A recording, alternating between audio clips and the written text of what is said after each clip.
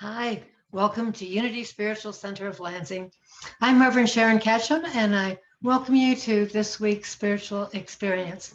We've just started a series called The Trance of Scarcity, and this week is about upgrading our life to 2.0, kind of like we upgrade our computers.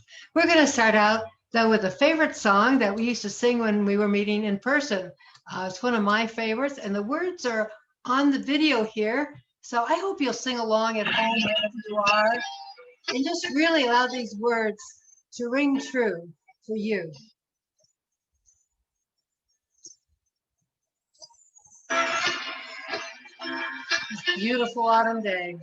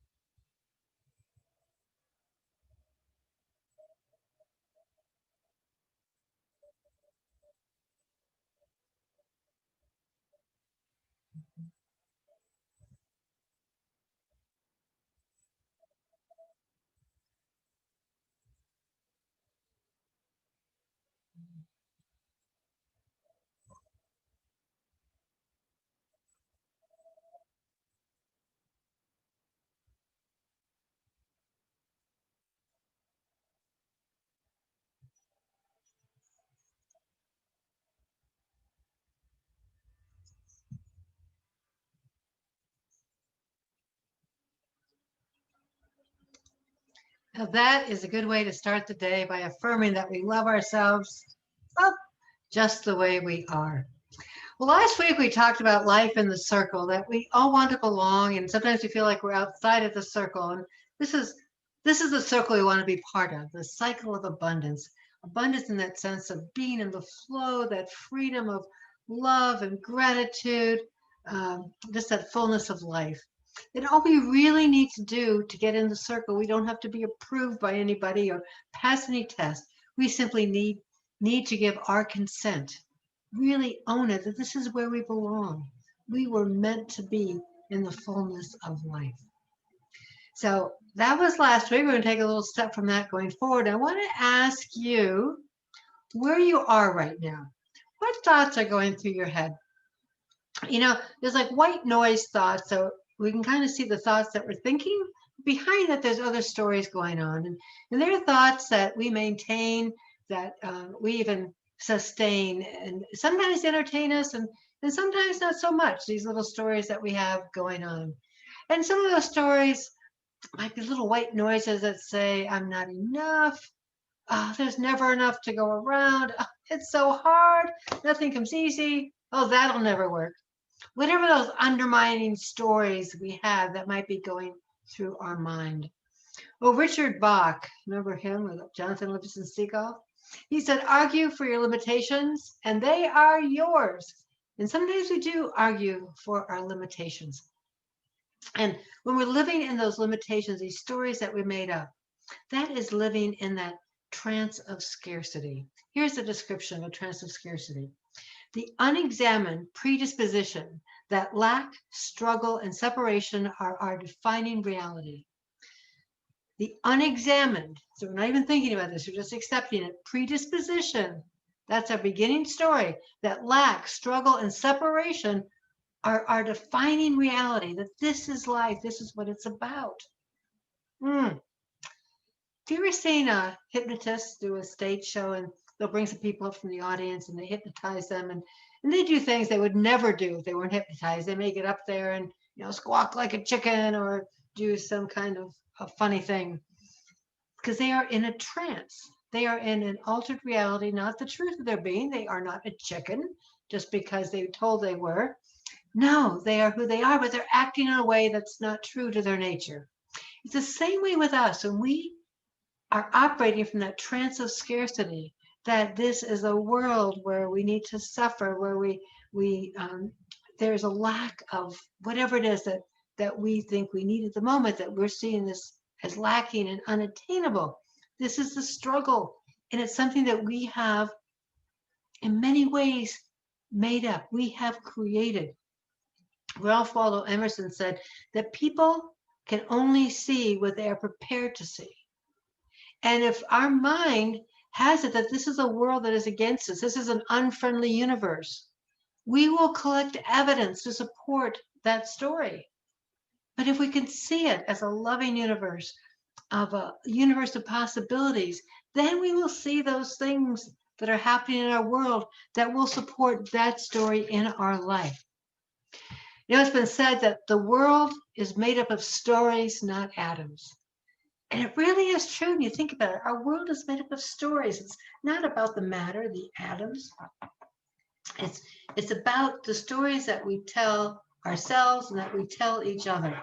And when you think about the stories, there's ramifications and there's possibilities within any story, no matter what it is. I think of the stories we tell our kids that have truths to them, things that we want to teach them. For example, Little Red Riding Hood one of the lessons they get from that is don't talk to strangers. It could be a wolf that's going to gobble up your grandmother, or the Goldilocks and the Three Bears, that you don't go into strangers' houses and make yourself at home. You know, it has ramifications.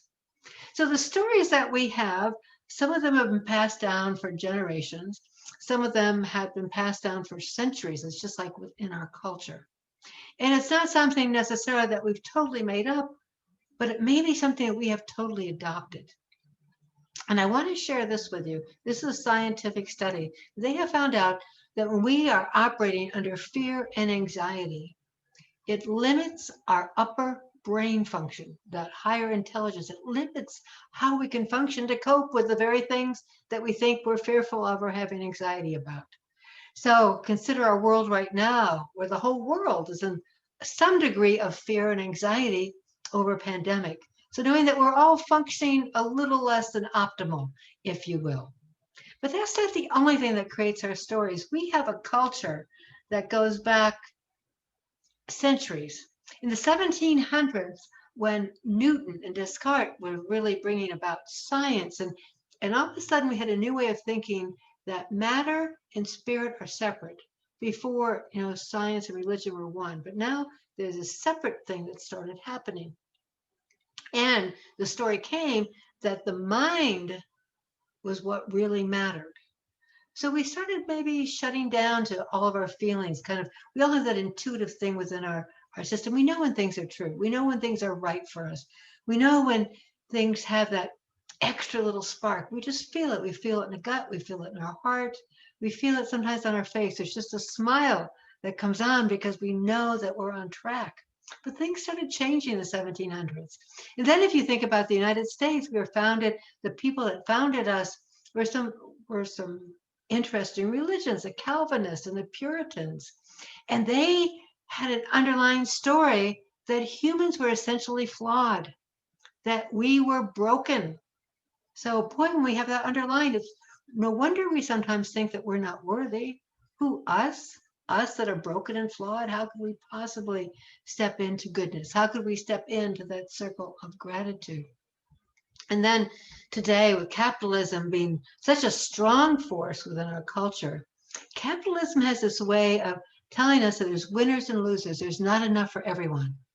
So if we are without something material, it's because we are a loser. But then we are flawed, inherently flawed anyway, so therefore it makes sense. So we carry a big baggage of cultural stories with us that we really need to be conscious and awake in order to step above, to step out of those kind of stories into that circle of abundance, that circle of gratitude, that circle where we are in the flow. And a lot of this has to do with words that we tell ourselves. Words are very impactful. I don't know if you've heard of Dr. Emoto. He has done some amazing work with water, and I want to share some of this with you. Let's go on to this slide. Dr. Emoto took water and put it in containers and put words on it, and then he took a bit of the water and he froze them to create crystals. So when he wrote compassion on a bottle, look at this beautiful shape that came out of the water, this beautiful water crystal. On the other hand, if you wrote a word that wasn't so harmonious and so peaceful, or sound like heavy metal music, which is very discordant and has some really jarring rhythms in it, you see what happened to the shape of this water crystal. It's very murky and muddy. Compare the word thank you in a water crystal. So the water has been imbued with this idea of thank you, gratitude, versus the words I'll kill you. Look at the difference. And now think about this. Our body is mainly water. That's the biggest part of us is water. And our thoughts actually physically change the composition of our body. There's a beautiful wisdom, a shape, just brilliant and so balanced and sparkling, just brings on the light. But words like you fool sometimes can be self-talk. We tell ourselves we're stupid, we're foolish. How could we have thought that way? How did we make that mistake? And you see how it can't come together into a harmony, into a congruous shape that as humans we think of as beautiful. I'm going to move over here so I can show you the last one here. This is water simply before and after a Buddhist prayer. The bottom one is before the prayer, where the water has probably been polluted, hasn't been loved. And the top one after the prayer, look at the brilliance of what prayer does in creating form, creating structure. The words that we hold in our mind and in our hearts have this incredible impact on us. So it's really important for us to consider how we can upgrade our stories because it's one consciousness. So as you know, the boat lifts the rising water lifts all boats. So in consciousness, if we can upgrade our stories, we lift the consciousness of all of humanity. But maybe you're still not buying into this kind of trance of scarcity that no, you think you're pretty aware of what's going on. But just suppose there was this trance of scarcity, that there was something that was keeping the stories alive for you because somehow you were benefiting from it. Okay, just suppose. And suppose that there was a buffet in front of you and you could have whatever you wanted to on this table. Now, some things you might try and not like so much. That doesn't fit with you, so you try something else. It's the same way with upgrading our stories. We might take a shift. We've learned something. We've had some insight during a time of meditation, and we say, oh no, this is where my heart leads me. This is the truth of my being. And we try it, and maybe it doesn't fit perfectly well with us. We feel something off, and so we try again. It's just life, and the stories that we write become like a buffet. We get to choose. We get to change our mind too. In any moment, we get to change a story again. And though this is about us as individuals, I just am amazed at the story of us as a community, because the community is the collectiveness of our consciousnesses and our heart. And the story that we have had for well over 10 years was that we were looking for a home that would suit our needs. We wanted to make sure that anybody with mobility challenges were not hindered from coming into our building. We wanted to make sure it was comfortable for anybody that came in. We wanted to make sure there was a place for grace and beauty. There was places for kids and places for classes. There were spaces that we could just relish. And for, over 10 years, our story was we are searching. We are searchers. We know it's out there. We just keep searching and searching for it. And of course, this month we found it. After over a decade of searching, it was like the Hebrews going through the promised land for 40 years, as long as it takes, and they're wandering the desert looking for the promised land, and then they find it. So too, we have found this magnificent campus for our Unity community.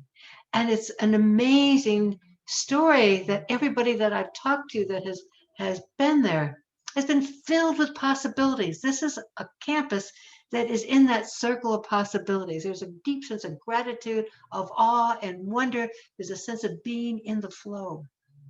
But even as we step into this promised land, to our new Unity campus, as it will unfold over the next couple months as we do the things that need to be done, we also need to be aware of a conscious letting go of our old story, whether it's for us as individuals or us as a community. We are now finders. We give up the story of being searchers, always looking, something just out of reach. We can't do this because, we can't do this because. And so as our search ends, we also will find that certain roles we had before will be changing. Certain roles will end and new roles will birth up. And there'll be these new doors to possibilities of how we can fulfill our mission and our vision in ways that maybe before we never dreamed possible. And I will say this, looking back over our wish list, it was one that was put out in 2017, the sketch of the new Unity, whatever, we didn't even know where it would be at the time, looks amazingly like the building that we found. Because prayers of the heart do come into manifestation with that deep intent, that guidance of spirit, with that ability to be in that open spaciousness of a circle that's in the flow.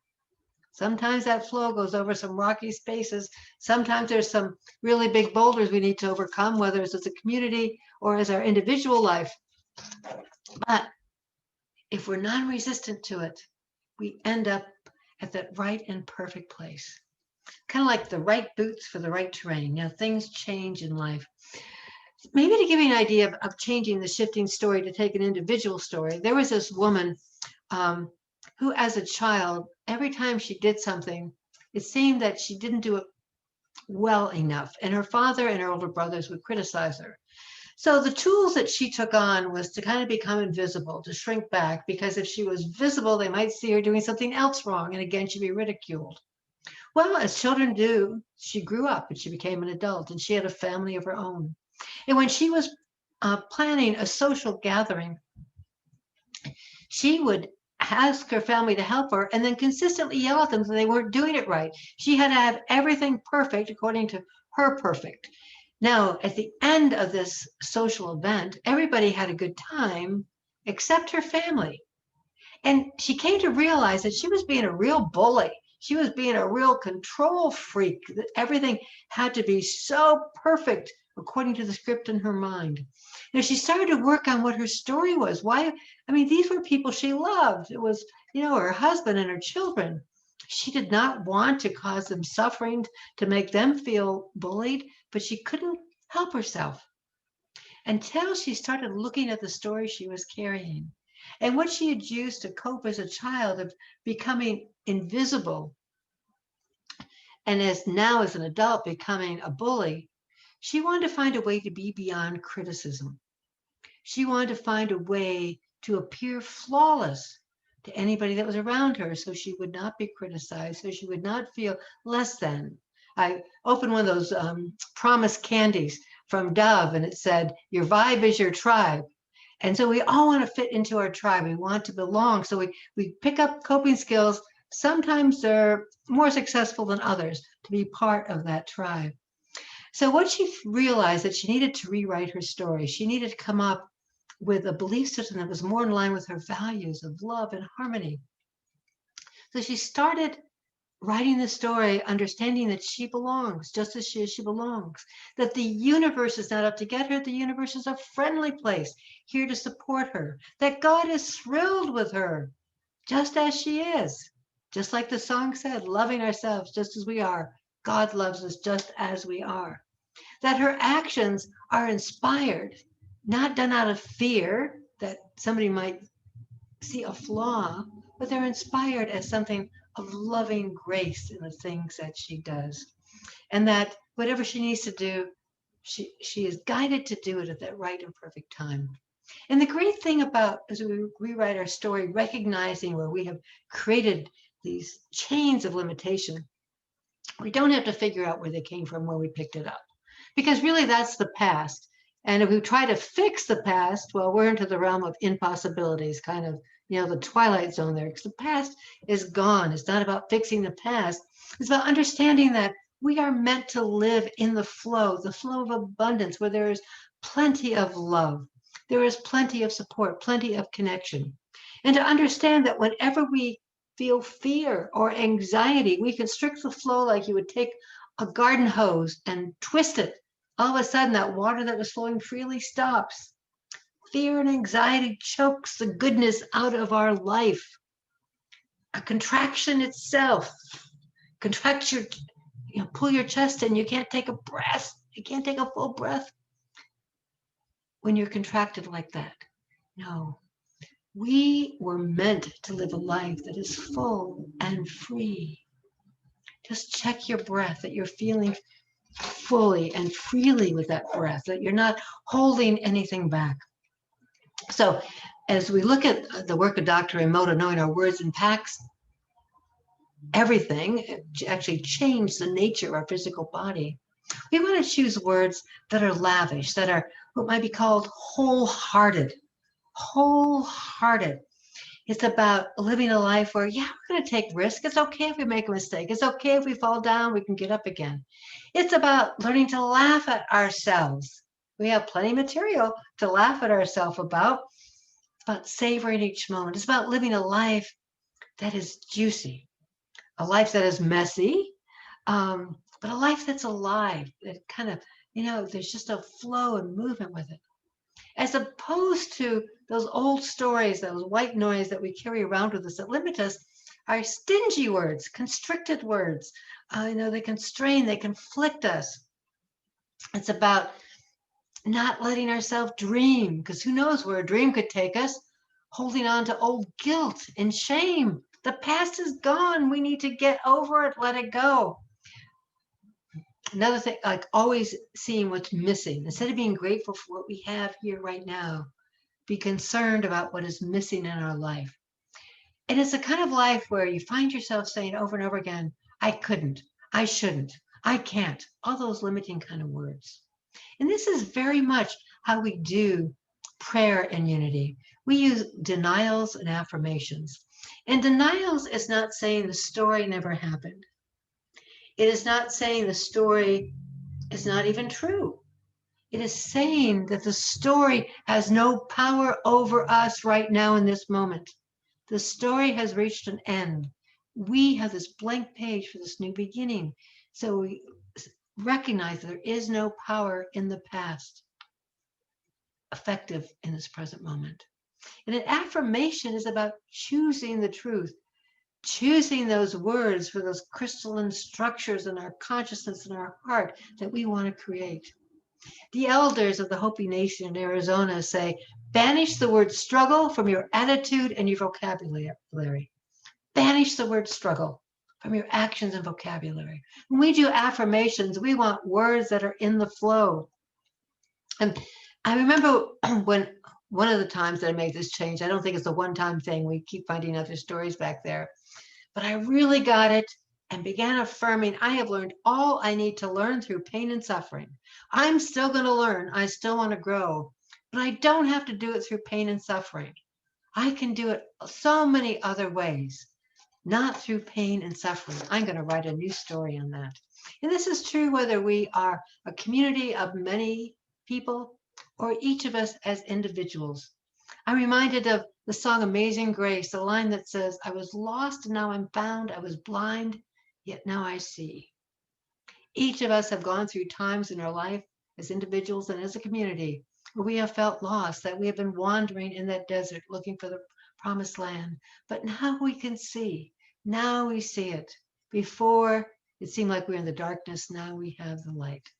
So for this week, I'm going to share a spiritual practice with you that I hope is fun for you as you go through this. I'll move over here. Try some new stories. Banish words of struggle. Banish them. Try new stories about yourself. And you can pick, do you want to look like the you fool water or the I love you water? How are you going to talk to yourself? How are you going to tell your story? Thank you.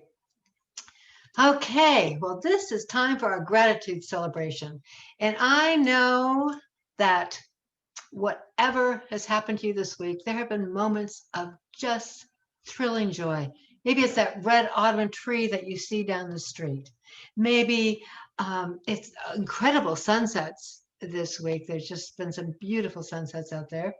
It might be a phone call you got. It might be, I don't know what brought a smile to your face or brought joy to your heart. Well, let's take a moment now to really think about it. And I know that as a community, we are all so grateful of our communal celebration of this ministry, that we continue to support it. And in supporting this ministry, to support other lives, we also support our congregants' choices. We share of our tithes and offerings with Punks with Lunch, with supporting homeless people, with Rise, who supports those going through recovery, and the Sunrise Movement, who really works on an ecological program to bring us in harmony with our earth. So as we appreciate as a community all the gifts that we have received, and as we appreciate as individuals all the gifts that we have received, let's affirm together that divine love through me blesses and multiplies all that I am, all that I have, all that I give, and all that I receive. I praise, give thanks, and am glad because we know that each of us is enough, just as we are. Well, normally we end the service with I Choose Love, but I like a reprieve of that song we started out with. This is from 1987, 33 years ago. And here we are, because it's a lesson we have to learn over and over to love ourselves the way we are.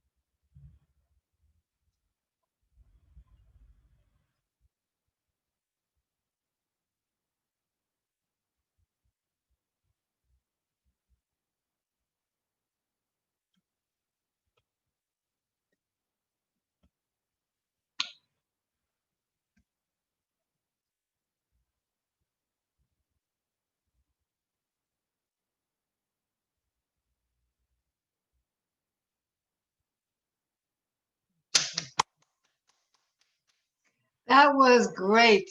That was great. Well, this is Unity on Demand. You can watch us all three segments together or different segments, however it fits into your schedule. If you're watching this on Sunday, come join us for fellowship time at 10:30 a.m. Just bring your own coffee. God bless and have a great week.